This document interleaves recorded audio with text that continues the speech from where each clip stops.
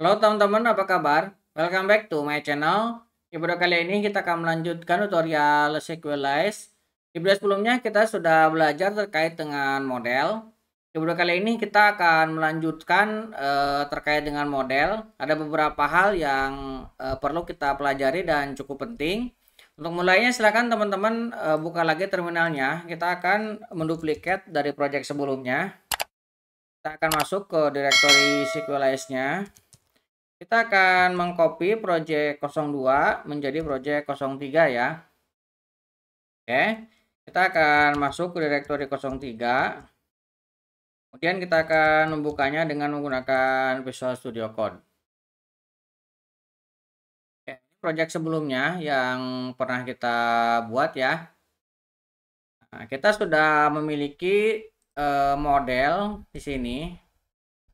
Nah, model yang kita buat seperti ini, misalkan ini kita buat seragam ya, camel case misalkan seperti ini.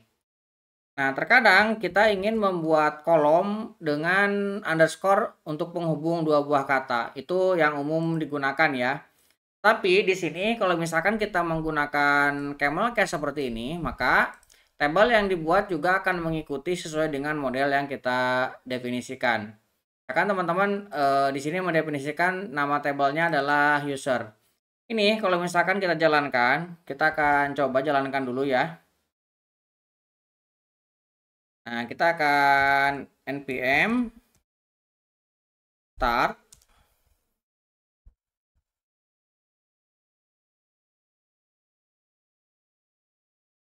Nah, teman-teman bisa lihat di sini ya. Dia berhasil mengenerate, dan kalau misalkan perhatikan ketika dia mengenerate, karena lognya kita tampilkan di sini, dia membuat sebuah tabel user dengan field ini user ID camel case, nama user juga camel case.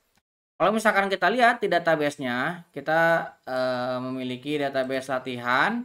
Kemudian di sini ada user. Kalau misalkan kita buka, lihat di sini camel case juga ya, user ID, kemudian nama user, create add, dan update add. Ini sesuai dengan definisi yang kita buat. Nah, sebenarnya kalau misalkan teman-teman ingin boleh, atau misalkan ingin cara seperti ini ya boleh-boleh aja, dan ini tidak masalah. Tapi ada juga yang ingin menghubungkannya dengan underscore. Nah, kita bisa mendefinisikan dari sini. Kita tambahkan di sini underscore menjadi true. Nah, kita akan coba drop dulu ya user ini. Kita hapus dan kita akan coba generate ulang. Kita cancel. Yes. Kemudian kita clear screen. Kita start lagi. Nah, ini teman-teman bisa lihat di sini untuk proses generate-nya ya. Karena kita mendefinisikan underscore adalah true. Tabel yang dibuat adalah users. Kemudian di sini untuk user ID kolomnya dengan underscore ya. Kemudian ini juga nama user dengan underscore. Kalau misalkan kita lihat di sini di tabel, kita refresh, kita buka, maka di sini juga sudah menggunakan underscore. Ini kalau saya biasanya menggunakan yang underscore seperti ini. Tapi kalau misalkan teman-teman ingin dengan yang camel case seperti tadi juga tidak masalah ya. Ini kita refresh tuh, dia sudah underscore. Nah, walaupun di kolomnya ini underscore dan di modelnya ini camel case, tetapi kalau misalkan kita menggunakan objek usernya, ini akan tetap mengembalikan camel case. Kita coba ya. Misalkan kita sudah menjalankan ini tadi, dan kita akan coba masuk ke sini. Ini masih kosong, kita akan insert dulu datanya.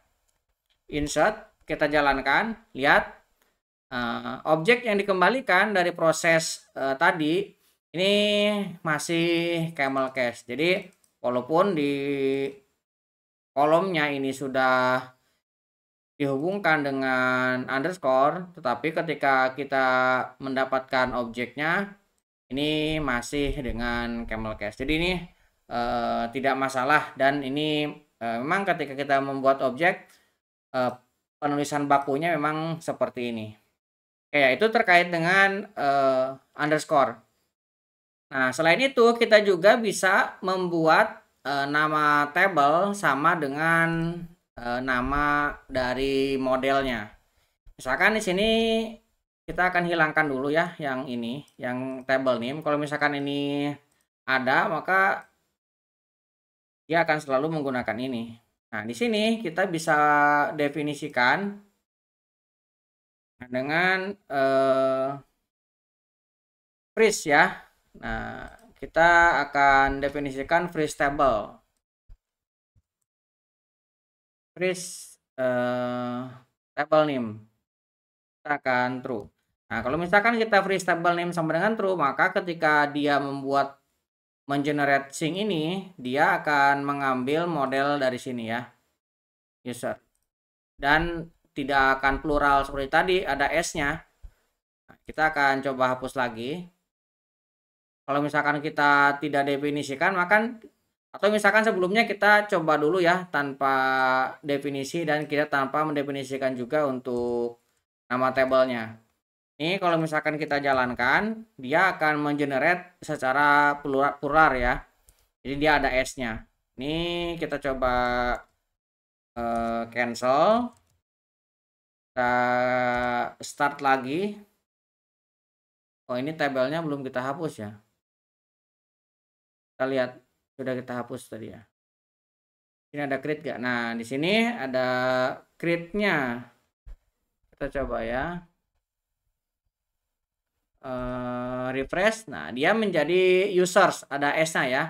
Walaupun di sini kita tidak definisikan, kita hanya mendefinisikan underscore, maka ketika dia create, ini tidak sama dengan nama modelnya. Ini jadinya dia plural, ada S-nya. Jadi bisa dilihat ketika tidak ada, dia akan definisikan seperti ini. Nah, kalau misalkan kita ingin nama table sama dengan nama dari modelnya, kita bisa definisikan di sini ya. Kita bisa definisikan dengan freeze table name, kita buat true. Ini bisa kita hapus, kita drop ya. Nah, kemudian kita coba jalankan ulang. Ini harusnya namanya akan sama ya, user, tidak ada S-nya. Kita cancel, kita yes, share screen. Nah, kemudian kita start lagi. Nah, ini proses generate-nya berhasil. Teman-teman bisa lihat. Nah, lihat di sini tabel yang dia definisikan sama dengan nama modelnya. Nah, user ini juga user. Ini karena kita mendefinisikan ini freeze table. Nah, kalau misalkan di sini ada table name-nya, maka freeze table akan di-ignore ya. Misalkan di sini ada table name, kita definisikan user seperti ini, maka freeze table ini tidak akan berlaku. Dia akan mengambil yang ini. Itu kalau misalkan itu sudah didefinisikan ya nama tabelnya. Nah, kemudian kalau misalkan teman-teman perhatikan di sini dia nge-create untuk create add dan update-nya ya. Di sini ada update add, kemudian di sini ada create add. Nah, bagaimana kalau misalkan teman-teman tidak ingin ini ada? Nah, misalkan kita balik di sini kan ada update add dan create add. Misalkan kita ingin dia tidak ada, maka kita bisa menambahkannya dengan timestamp-nya false seperti ini ya. Kita bisa balik lagi ke tabelnya. Kita akan refresh. Di sini user dan ini ada create add, update add.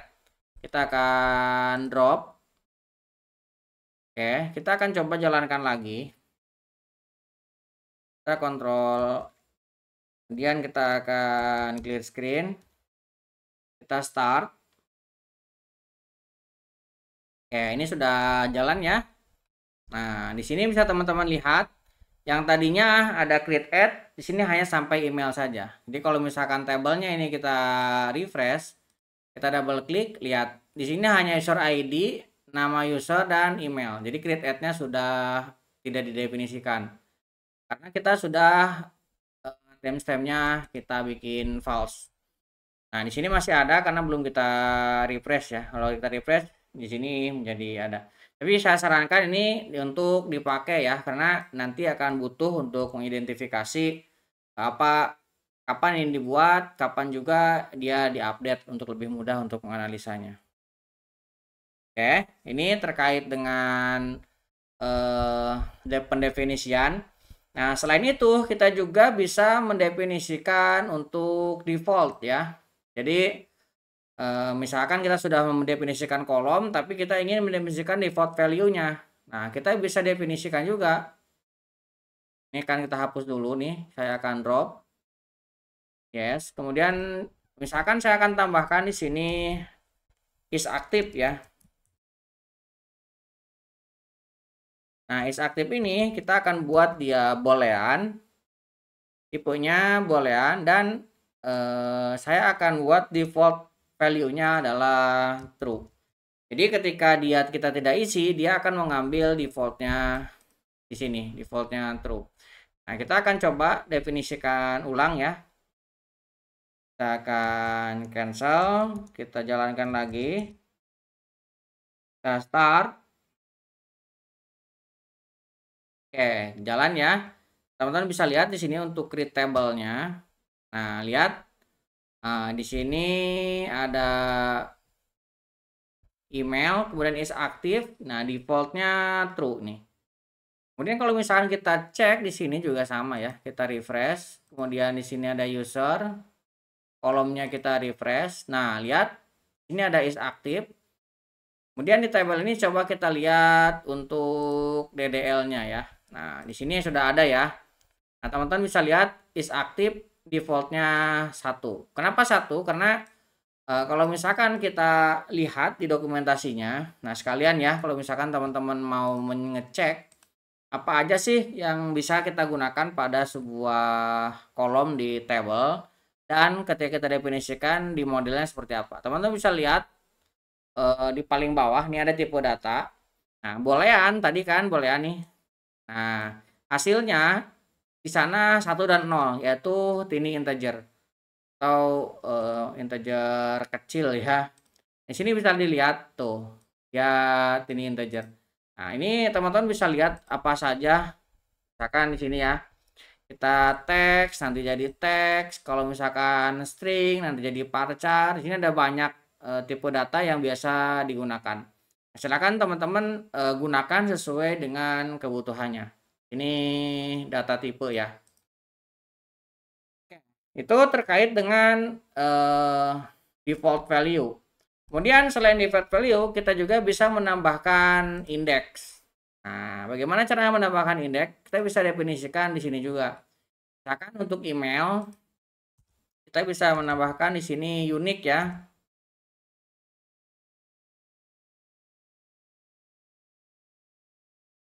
Saya akan definisikan unique true. Nah, kalau misalkan kita definisikan unique true, maka ini kita hapus dulu ya. Nanti kita lihat. Oke, kemudian kita nanti untuk mengecek ini masuk sekalian dengan unique ini ya. Kita close, kita sekarang jalankan lagi. Oke, ini sudah jalan, kita akan refresh. Ini ada user, kemudian di sini ada index. Nah, email ini sudah kita definisikan ya, barusan udah muncul. Kemudian kalau misalkan kita DDL-nya buka, nah di sini unique email sudah ada. Ini sudah terdefinisi. Nah, sekarang kita akan coba untuk default value ya. Nah, teman-teman bisa lihat untuk create-nya di sini. Kita bisa buka. Nah, kita memiliki satu buah metode untuk meng-create data ya. Kita akan coba create dan kita tidak akan mendefinisikan untuk is aktifnya. Nah, kita bisa kembali ke yang tadi sini ya. Kemudian kita jalankan lagi insert-nya. Kita enter, lihat di sini user aktifnya true ya. Nah, ini karena defaultnya adalah true. Jadi dia mengembalikan sesuai dengan defaultnya true. Ini default value-nya true. Walaupun kita tidak definisikan.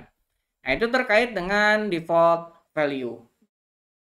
Nah, kemudian kita juga bisa menambahkan indeks bukan hanya di sini ya, tapi Ini kalau misalkan teman-teman buka di bagian indeks ini, nah kita bisa definisikan di sini. Definisikan di sini indexes. Nah, kita bisa membuat lebih dari satu. Misalkan kita buat email di sini dia adalah unique true. Kemudian saya akan buat misalkan fieldnya user ID ataupun misalkan nama user. Kalau user ID kan ini primary key, sudah ada indeksnya. Nah, misalkan saya buat nama user, saya tidak akan buat unik tapi hanya indeksnya saja. Nah, untuk penulisannya ini teman-teman harus sama dengan penulisan kolomnya. Kalau misalkan di sini kita dengan underscore, ini kan nama user, maka di sini bukan dari nama penamaan di model, tapi penamaan di kolom. Maka di sini kita dengan underscore ya, nama user seperti ini. Kalau misalkan kita menggunakan camel case nanti error karena dia akan membaca kolomnya, bukan membaca dari modelnya. Oke, kita coba ya. Nah, kita sudah mendefinisikan tadi di model. Kalau misalkan di sini kita definisikan di modelnya, kita hapus supaya tidak double ya. Ini, kalau misalkan kita dua-duanya ada, nanti uniknya ada dua dan itu tidak efektif. Dan jadinya tidak berguna juga ya. Kita clear screen. Sekarang kita coba. Ini usernya kita hapus dulu ya. Kita drop. Kita yes. Sekarang kita coba jalankan lagi. Oke, sudah jalan. Nah, kita bisa refresh lagi tabelnya, refresh lagi, dan kolomnya kita refresh. Ini kita bisa lihat indeksnya. Nah, primary, email, kemudian kita akan coba refresh. Nah, ini yang tadinya hanya dua, sekarang ada user email dan email. Kalau misalkan teman-teman create tabelnya ini dilihat, di sini juga sudah ada ya. Primary key ini ada, unique key ini ada, kemudian ini key juga ada. Jadi ketika kita definisikan dari model bisa langsung di fieldnya tadi ataupun kita juga bisa definisikan di sini indeksnya. Oke, itu terkait dengan indeks. Nah, kita juga selain indeks kita bisa menggunakan untuk ini ya instance. Nah, sebenarnya instance ini sudah kita buat di awal-awal ya. Teman-teman bisa lihat di sini ada create. Nah, sebenarnya create merupakan salah satu cara untuk mendefinisikan. Di sini bisa teman-teman lihat, kita bisa mendefinisikan dengan define, dengan build seperti ini, ataupun kita juga bisa dengan create. Nah, ini sudah kita buat ya. Nah, create ini dia akan langsung menginput ke database. Tapi kalau misalkan kita definisikan dengan build, nah kalau dengan build ini harus kita lakukan action selanjutnya, yaitu save. Nah, kita akan coba, karena create ini sudah, ini tidak perlu ya. Kita akan coba duplicate. Nah, kemudian kita akan ganti. Saya akan buat di sini sebuah user. Nah, ini kita akan build. Kita akan build. Nah, kalau misalkan kita build ini bisa kita pisah. Jadi di sini user dot save. Nah, seperti ini. Kita akan simpan. Kita coba dulu ya. Karena ini kita tidak menggunakan auto refresh, kita harus batalkan dulu. Kita start lagi. Oke, sekarang kita akan jalankan lagi ini ya. Teman-teman, tadi ada metode insert. Kita jalankan ulang. Nah, lihat. Dia menjalankan kembali. Dan hasilnya sama ya. Jadi kita bisa dengan create seperti tadi ataupun dengan build.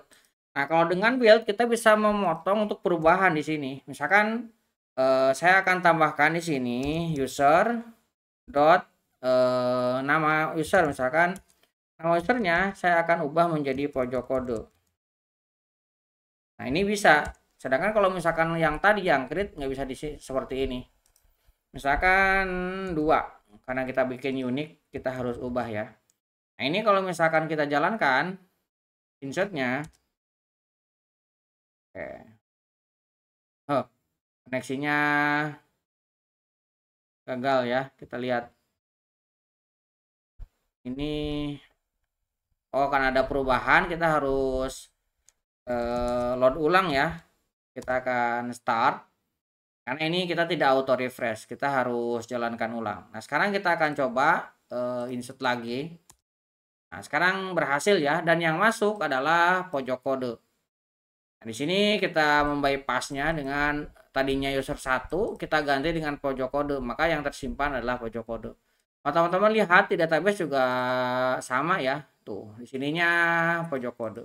Yang tadinya user 1. Oke, untuk tambahan terkait dengan model, mudah-mudahan bisa membantu teman-teman. Buat teman-teman yang belum subscribe, jangan lupa subscribe dan nyalakan tombol loncengnya. Sampai ketemu di video selanjutnya.